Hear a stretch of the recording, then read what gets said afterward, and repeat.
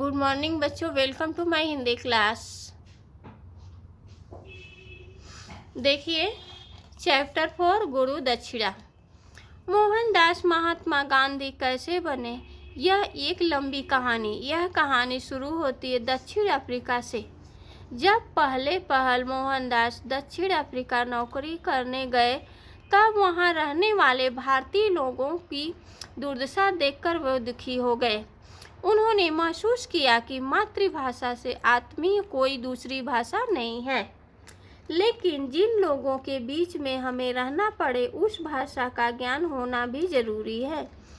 इसलिए मोहनदास ने ऐलान कर दिया कि जिसे भी जरूरत हो अंग्रेजी सीखने आ सकता है, वे उसे मुफ्त में अंग्रेजी पढ़ा देंगे। यह सोचकर उन्हें काफ़ी अच्छा लग रहा था कि वे परदेश में अपने भाइयों से किसी काम आ सकेंगे। एक सप्ताह बीत गए। केवल एक आदमी उसे खोजते खोजते पहुंचा। वह एक दफ्तर में काम करता था। उसे थोड़ी बहुत अंग्रेजी पहले से ही आती थी, परंतु जैसे महीन अंग्रेजी उसके अधिकारी बोलते थे, वह वैसे ही अंग्रेजी सीखने मोहनदास के पास आया था। कुछ दिन बाद एक नाई आया। वह सैलून चलाता था। अधिकतर गोरे उसके ग्राहक थे, पर एक दूसरे की भाषा न समझ पाने के कारण उनका व्यवसाय उतना बढ़ नहीं रहा था। मोहनदास उसे भी पढ़ाने लगे। तीसरा चेला एक छोटा दुकानदार था जो पंसारी था। वह बस पाठशाला में ही कुल 3 विद्यार्थी थे। विद्यार्थी भी ऐसे कि अपनी ज़रूरत बता देते और वही सब सीखते। वे मूल पाठ को इतना तोड़ मरोड़ देते थे कि कई बार अर्थ का अनर्थ होते होते बच जाता। न तो एडजेक्टिव से उन्हें कोई लेना देना था, न एडवर्ब से। मोहनदास को अक्सर एकलव्य की याद आ जाती। खैर, एकलव्य ने तो फिर भी गुरु दक्षिणा में अपना अंगूठा ही काट कर दे दिया था, पर यहाँ तो बस गुरु ही गुरु थे और वे शिष्य दक्षिणा क्या देते, बल्कि दक्षिणा के तौर पर अक्सर गुरु जी को ही उन्हें तरह तरह के प्रलोभन देकर पढ़ने के लिए बुलाना पड़ता था। कभी कभी तो मोहनदास जी अपने ज्ञान की गठरी लिए तीनों चेलों के यहाँ फेरी लगाते।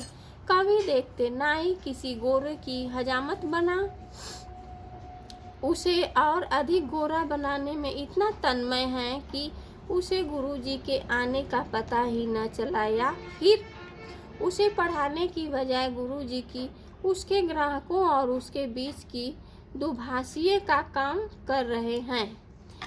यही हाल दफ्तर वाले बाबू का था। वह अक्सर घर देर से लौटता और गुरुजी वहीं उसके बरामदे में उसकी बाट जोहते जोहते सो जाते। दुकानदार के यहाँ भी यही हाल था।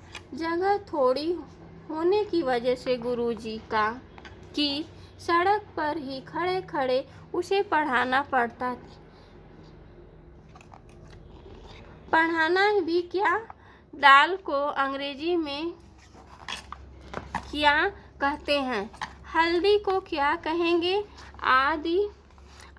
फिर बतौर दक्षिणा उसका भी हिसाब किताब बही खाते में लिखकर गुरु जी छुट्टी पाते।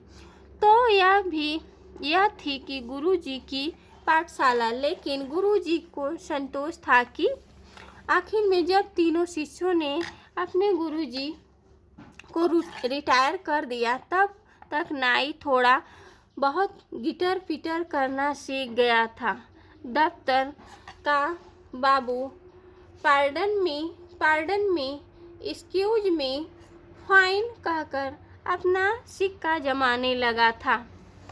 और दुकानदार भी अब डिब्बों में ढक्कन खोल खोल कर चीज़ें दिखाने की तकलीफ से बच गया था। रही दक्षिणा की बात तो वह तो शिष्यों ने गुरुजी से ही वसूल कर ली थी। देखिए, प्रस्तुत कहानी में राष्ट्रपिता महात्मा गांधी जी के व्यक्तित्व की जानकारी दी गई है। दक्षिण अफ्रीका में निस्वार्थ शिक्षादान और परोपकारी जीवन की एक झलक इस कहानी में से मिलती है। भाषा के महत्व को बताया गया है। भाषा के ज्ञान के बिना व्यक्ति का विकास कुंठित हो जाता है। गुरु और शिष्य के बदलते स्वरूप को इस कहानी में पढ़ेंगे।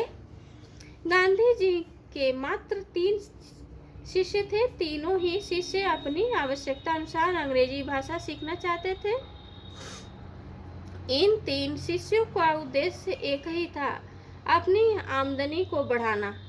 तीनों शिष्यों ने अंग्रेजी भाषा सीखी, लेकिन गुरु दक्षिणा को